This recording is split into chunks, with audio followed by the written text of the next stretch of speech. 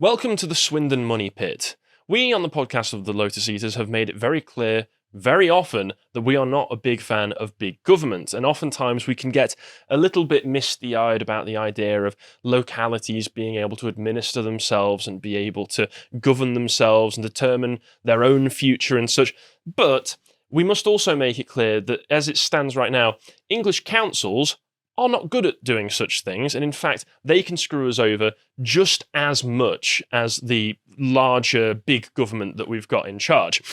Take case in point, this. Something that we've all received in the post very recently, talking about the newest council tax changes that are being made over the next tax year from April onwards, and we're all getting tax bumps up. So we'll be having to pay more each month on council tax. For those in America, council tax is what you have to pay to your local council so that they can administer local necessities like roadworks, bin collections, other such things. It's the equivalent to like your state or city tax, yes, or city laws. I don't quite know how it works. So It varies, doesn't it? all having to pay a bit more. I think on average, most people are going to be having to pay £6 more a month, which is not that much, but still more expensive than it was last year. And this is a yearly bump that tends to go up. And then when you get this booklet, which I am calling the Swindon Karma Sutra, because it's telling us all how the council is going to be screwing us for the next year, we find out that 80% of this funds vital social care services for adults and children in Swindon. And we'll get a bit more into how this honestly does feel like a slap in the face and how you're being ripped off each year and each month. Because I understand social care is important. There are many elderly people that have to be looked after where their families can't or just won't. And there are special needs children and people in difficult situations that do need some kind of social safety net to look after them. People with disabilities as well. Yeah, people with disabilities. However, the way the money is being allocated and spent, at least as far as it's being explained in this, does not particularly add up to me and suggests that there are some major inefficiencies built into the system to ensure that it costs as much money as possible. Because 80% of the budget is, I think, laid out as about £166.4 million for the year. Now, I looked online and I found more information.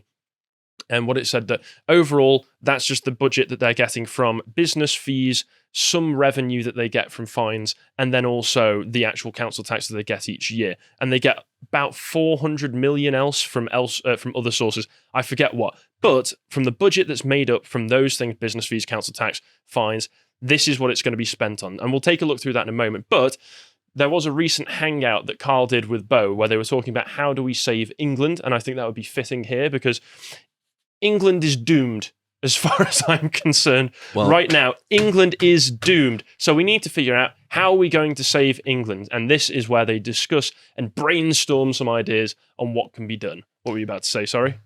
My attitude towards it is that I'm actively being coerced out of money. It's being stolen from me. And the money is being spent in ways which actively disadvantage me. So not only am I not getting anything for my tax money, the money is directly going against my interests. And I'll get into that a bit later. I know that that Westminster consistently promises, we'll put more money into social care because it sounds good for voting blocks, because everybody in the UK, in Britain, worships the NHS because the NHS is our state religion. We got rid of Christianity.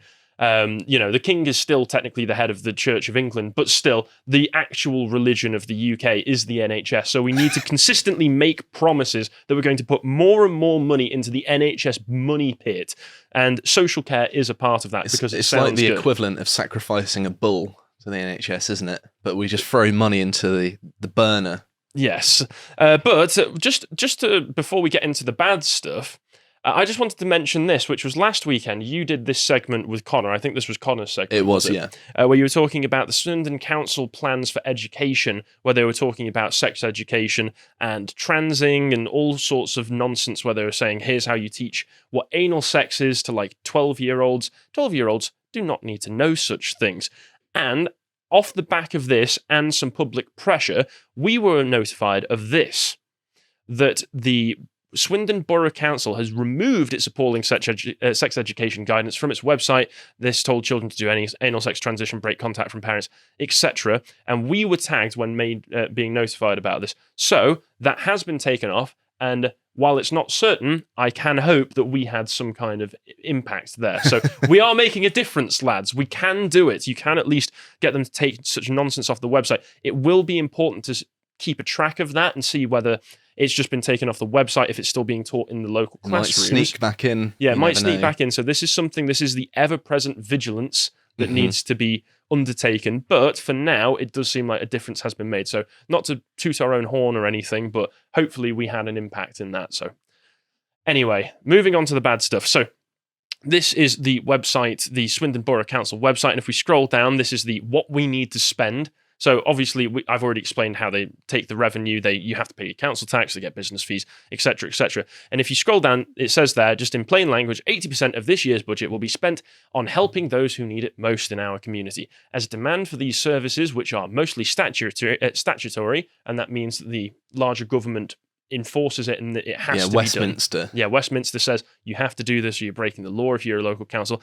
As demand for these services is continuing to increase, and this is because of the aging population in Britain, as well as more children being diagnosed with mental conditions and such things, as it's increasing, it means a lot less can be spent on other services. And if you live in Swindon, you can really see the impact. For instance, in fact, I won't get into the details right now because we'll get into it as we carry on. Mm-hmm. But here's the general budget breakdown that they have in the booklet. In the next one, if you go to the next one, please, John. So you can see where the budget goes. £84.2 million a year goes on adult services. £48.4 million goes on children, families, and community health services. So that's the 80% of the budget. Gone straight away. 10% waste collections, country parks, and tree maintenance.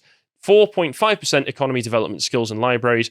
Highways and buildings, 3.3%. And if you've seen the buildings around Swindon, you can tell they don't put much money into that. To be fair, I don't want the state building buildings anyway. Normally the most horrific examples of grotesque architecture. That's true, but still, if you had the state trying to build nice buildings, that would at least be something. I don't trust them to.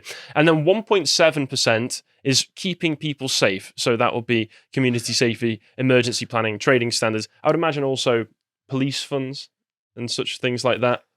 I'm not quite sure how that works. Yeah, I'm not quite sure how it works. But if we go to the social care budget breakdown, let's take a look at this. So this is where we see exactly, well, I say exactly, a kind of vague overview of how 80% of the budget will be spent on providing the social care services. So the one that I wanted to point out here, £11.8 million per year on residential placements for an average of 42 children with complex needs.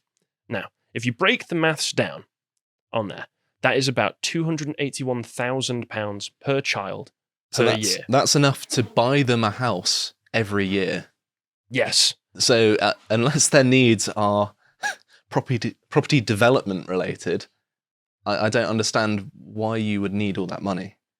Exactly. And if you look at how many people are named in here, if we're to take this as being accurate to the amount of people that this is servicing, so we've got 265 children on the top one on care placements, 42 children with complex needs, 567 people with residential and nursing care placements, 1,475 people to live safely in their own homes. So that'll be people who need help just getting up the stairs if you're old or something. John's asking if boat people are included in the 22 million. No, I don't think so, but we will get on to subjects like that as we carry on. And then we've got 194 people on supported living care, which you would imagine would also be included in the safety in their own homes, but that would also be residential placements in nursing homes and such. That is less than 2,500 people per year that over £100 million is going towards of the local council budget.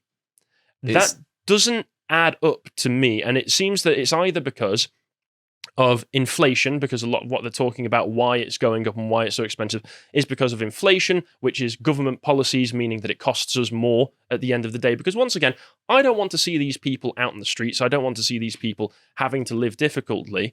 But it doesn't. The numbers don't add up to me for why it should cost so much. We're not disputing the fact that they deserve to be cared for. It's more that the values ascribed to them seem to be extortionately inflated relative to how much one would intuitively imagine it would cost to look after someone like that. Yeah, I know people who've worked in care placements. I know people who have had to have special needs kids where they go to these meetings and these sessions where they learn how to better look after their children, for instance. And it never seems to add up for that. What's actually done for them, how much it actually costs, as far as I'm aware, doesn't seem to add up for 42 children costing almost £12 million. And let's see, for the cost for the average child placement, they even state it here, £81,000 on average per year. And if we go to the next one, I found this. Compare UK quotes. I'm taking this as a general average baseline. How much does it cost to raise a child in the UK? And so this is from birth till the age of 18. It comes out as, if you are a couple, £160,000 roughly.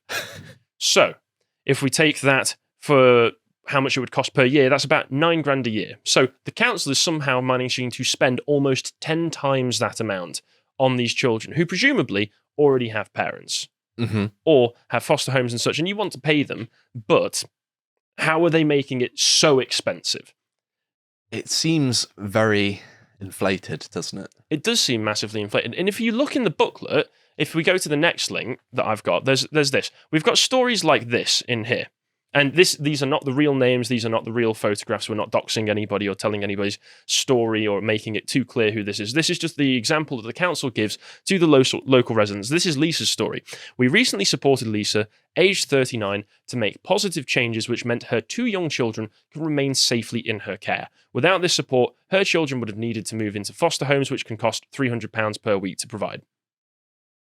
I don't understand. So presumably this would be one of the 42 with special needs, because the parent needs help to be able to understand how they can deal with their children's issues. I don't understand how that can stretch itself out into £281,000 per year. Mm-hmm. And if this is, and that's on average. So if this isn't one of those ones that can cost £280,000 per year, say, they say £300 per week, but say people that I know have had special needs children had to go to these sessions. They go to about 10 sessions where they say, here's how you better raise your children or better deal with your children's issues, and then they send you on your way. So say the session is £300 per, mm-hmm. and you've got 10 sessions. That's £3,000. Mm-hmm. Where's the rest of the money going? And what's going on? Yeah, 300 times 52. John's got the quick maths up on the calculator here. Even if it was £300 a week to provide, that would be £15,600. So still, there's a gap of about £65,000 Mm-hmm. in the blank spaces somewhere. And still, £300 per week is quite a large amount of money. Well, it's foster homes, so you've got to presumably help the people who are the foster parents to be able to provide for the children, provide a stable environment for them. So I can understand that, but there seems to be a large gap where all of this money is going that doesn't seem to be clear or isn't made clear through the stories that they give here. Because they've got Ben's story as well. Ben, age 10. Recently diagnosed with ADHD, his parents often struggle to find the best ways to support him, which has led to arguments and a strain on relationships. Funded the £400 cost, here we go, of his parents to attend a 10-week managing challenging behaviour programme. They now have a better understanding of his needs and know how to best support him. Where is the £81,000 going if the stories that they're giving are a course that would at best cost £300 and this course, 10 weeks, £400? Where is the money going? Are there children out there who are just so special need that they are costing hundreds of thousands of pounds just by themselves? Well, I mean, it's possible that they've got really serious disabilities. They've got really expensive machines to maintain their life. They need full-time care. I mean, these are all possibilities, but the council is not transparent about them. They're telling us how much it costs and then giving these stories that aren't congruent with the costs that are being shown. Yeah. And that's my issue here, because honestly, it does just seem like there are massively inflated costs for reasons that we're not made aware of. And then when you see about the other stuff, the stuff that we actually get to see on the day-to-day and really shows in Swindon, if you come here, we're not exactly Amsterdam, we're not some burgeoning, beautiful bourgeois paradise. It is an industrial hellhole, or at least the town centre. Our roads do look like the surface of the moon. They really do. And you can tell why, because 1.32% of the day-to-day budget is spent on road maintenance, and that's about £2 million each year on maintenance of roads. So that is less than 10% of what is being spent on less than 300 children a year. Very interesting. The next one, we've got 3.24% on waste and recycling on the day-to-day, so that's £5 million spent a year. And I don't know about your bin collections, but my bin collections are incredibly inconsistent. Well, I have private bin collections. Ooh, fancy duddy pants over here. No. My bin collections are local, they're organised by the council, and they're incredibly inconsistent. Sometimes they'll be fortnightly, which is kind of the average that you get, and then sometimes they won't show up for a month, and we'll just have masses of rubbish just start to pile up outside of the flat that we live in. And it's terrible. It can lead to a bit of a smell, and I can understand now that they're just not spending much of the budget on it, which doesn't feel great. And then this one, 0.04% spent on the day-to-day budget goes towards maintenance of beautiful spaces. Now, we do have some lovely places around the outskirts of Swindon. I live near to a place called Lydiard Park, not to dox myself or anything, but Lydiard Park is a very nice part of Swindon. It's really lovely, and that means that they are spending about £66,000 going on maintenance of these local beautiful areas, and that will be spread out across things, including, for some reason, building an 18-hole adventure golf course. Nobody asked for such a thing. Why are you doing that? There's already things to see around Lydiard Park. They already have a children's play area. Just make sure that's maintained.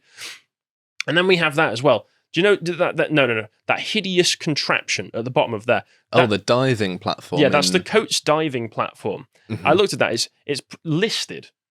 That's, for some reason, that big concrete ugly block is listed because it is Art Deco.